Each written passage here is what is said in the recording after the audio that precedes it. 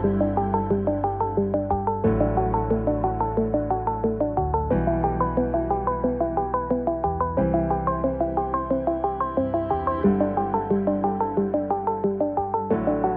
has driven a lot of automation from a sales and martech standpoint, and the number of cold emails slash cold calls that we receive has significantly increased. Right? The tools also, the differentiation from a tool standpoint is diminishing, right? All of them look the same. Very rarely can I differentiate one tool versus the other and pinpoint saying, oh my God, this is a great tool versus this is not a great tool. Unless and until you try, go and implement it, at least spend like 3 to 6 months, right? So I think a lot of buying today happens via trust. And they're going to speak to each other. They're going to at least check with their peers before going and implementing like majority of these tools are also like a fairly larger implementation period, especially in the mid-market and the enterprise segment. Because you have to turn the entire company around for you to be able to implement it, which is not directly, it is not easy for them to go and switch, right? The cost of change is significantly high, because of which I think they go with trusted recommendations. And over here, building a community of peers that actually appreciate and are willing to trust your brand and trust your product. You've worked in various markets. You've done India.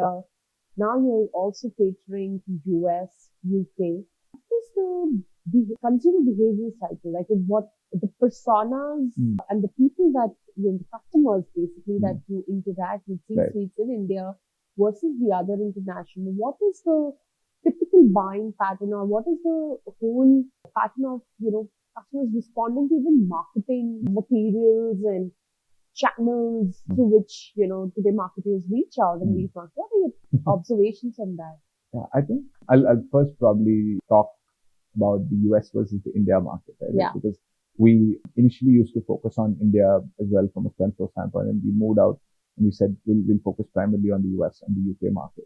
From a US standpoint, I think what we've realized is the willingness to adopt new tech is significantly higher.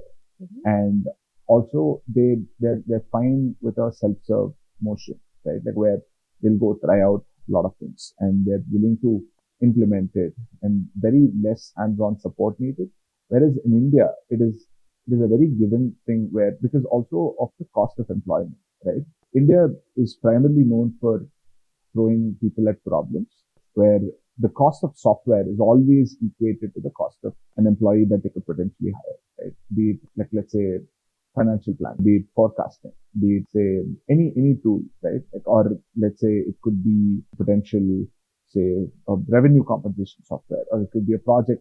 In India, they'd be like, hey, can we have another person to track this, right? Only in India can you find a person who's sitting nearby a toll booth and pressing the button, right? Like in the US, this would never happen because of the cost of living and things like that.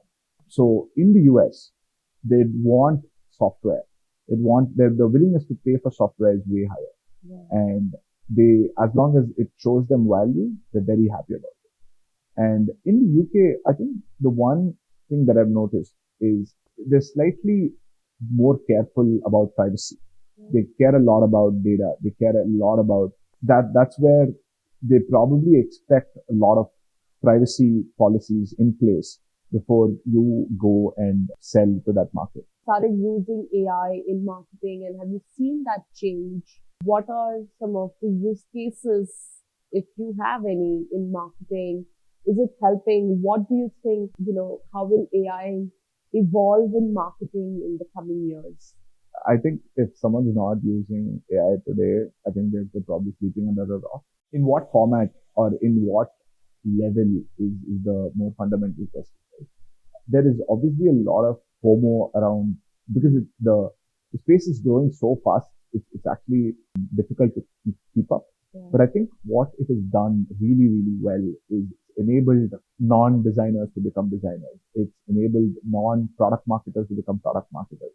It's enabled even like marketing leaders who plan out like budgets and things like that to become better at it, right? But I think the fundamental piece is the context, right? I think AI is a lot about garbage in, garbage out, right? If you do not have the necessary context, it's going to throw out garbage. But then I think at least what we've done with SpendFlow with a lot of things, right? Being able to probably what took us like multiple hours has been brought down significantly. And I think like even from a design, like a blog design standpoint, or it could be a video creation standpoint, or it could be product marketing, sales enablement collaterals. It could be our outbound emails or even LinkedIn posts, as basic as that, right? It's enabled a lot of people within my company to be able to write LinkedIn posts more confidently, right? And anyone who was afraid of writing good emails is now enabled with AI in different formats to write better emails. It starts off at a very fundamental level. You can also build very complex workflows. You can build, like, we've done a couple of things within the company to be able to automate certain more monotonous tasks, which we can typically save time on, or also needs a little bit of the developer experience and things like that, right? There's some I think there's a lot of relevance to what we do from an event standpoint. We've found out like a couple of use cases which we can solve, which used to take up like 3 hours to put together like a particular, say, like a collateral for the event. Today it takes probably 7 minutes, right? Yeah. So different things. I think it just boils down to your creativity on how you're going to apply it. And today putting together like very basic things like small tools and is just in the hands of like good tools like say Cursor or Lovable or some of these. Sure. Yeah. Super. Devas, I have a small segment and I call this out as a rapid fire. Mm-hmm. I'm going to be asking you some questions and whatever comes first in your mind is what I and my viewers would like to hear. Sure. So yeah, very quick one. Okay, I can. Go for it. All right. Yeah. Awesome. One SaaS brand apart from your SpendFlow, whose marketing you admire? I think, this is a tough one. I have a lot of them. I have a lot of respect for this company called Ahrefs, which is like an SEO platform. They do pretty good marketing. Their CMO, his name is Tim Solo. Solid guy. I've met him a couple of times.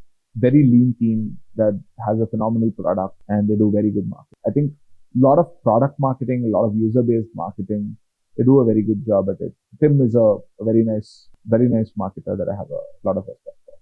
Lovely. The weirdest DM you've ever received after a LinkedIn post?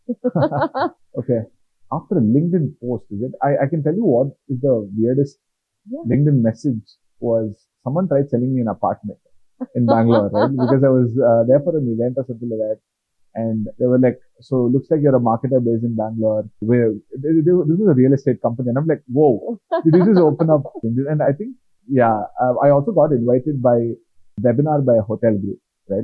And I was like, wait, why do you guys have to do a webinar, right? Like, I mean, this was because COVID, they didn't have anything else to do. They were like, we don't have anything else to market. So we're like, I'm like, so what are you really selling over here, right?